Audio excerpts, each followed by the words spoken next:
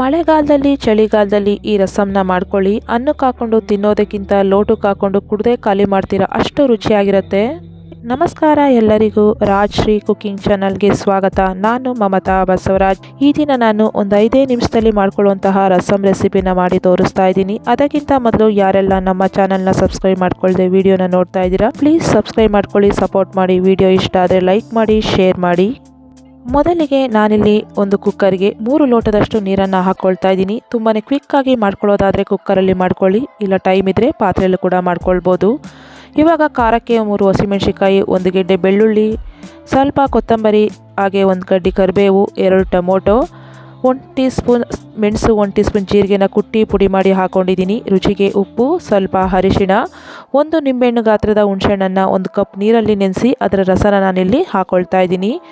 ನೀವು ಇವಾಗಲೇ ನಿಮಗೆ ರಸಂ ಎಷ್ಟು ಬೇಕು ಅಷ್ಟು ನೀರನ್ನು ಸೇರಿಸ್ಕೊಳ್ಳಿ. ಉಪ್ಪು, ಹುಳಿ, ಖಾರ ಎಲ್ಲ ಚೆಕ್ ಮಾಡಿಕೊಂಡು ಸರಿಯಾಗಿ ಒಂದ್ಸರಿ ಈ ರೀತಿ ಮಿಕ್ಸ್ ಮಾಡಿಕೊಂಡು ಮುಚ್ಚಳ ಮುಚ್ಚಿ 1 ವಿಸಲ್ನ ಕೂಗಿಸ್ಕೊಳ್ಳಿ.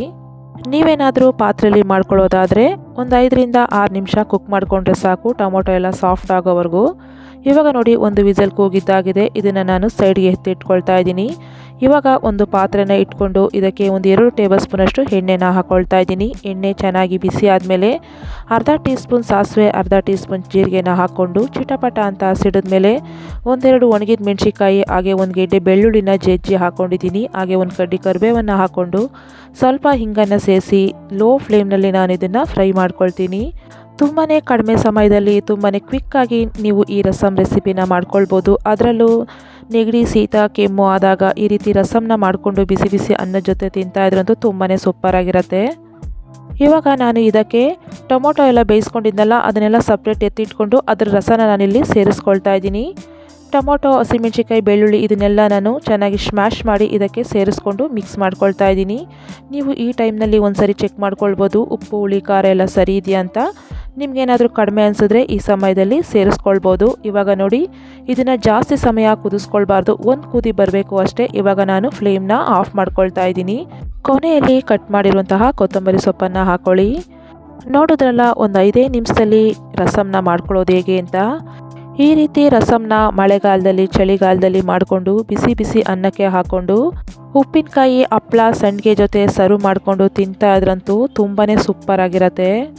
ನೀವು ಕೂಡ ಒಮ್ಮೆ ಈ ರಸಂನ ಮಾಡ್ಕೊಳ್ಳಿ, ಲೋಟಕ್ಕೆ ಹಾಕ್ಕೊಂಡು ಕುಡ್ದೇ ಖಾಲಿ ಮಾಡ್ತೀರಾ, ಅಷ್ಟು ರುಚಿಯಾಗಿರುತ್ತೆ ಈ ರಸಂ ಅಂತೂ.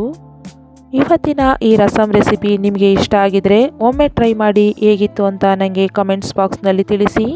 ನಮ್ಮ ವಿಡಿಯೋಗೆ ಒಂದು ಲೈಕ್ ಮಾಡಿ, ಶೇರ್ ಮಾಡಿ, ಸಬ್ಸ್ಕ್ರೈಬ್ ಮಾಡ್ಕೊಳ್ಳಿ. ಹಾಗೆ ಬೆಲ್ ಬಟನ್ನ ಕ್ಲಿಕ್ ಮಾಡಿ. ಇದೇ ರೀತಿ ಸಿಂಪಲ್ ರೆಸಿಪೀಸ್ಗಾಗಿ ನಮ್ಮ ಚಾನಲ್ನ ಸಬ್ಸ್ಕ್ರೈಬ್ ಮಾಡ್ಕೊಳ್ಳಿ. ಮತ್ತೆ ಇನ್ನೊಂದು ರೆಸಿಪಿ ಜೊತೆ ಬರ್ತೀನಿ. Thank you.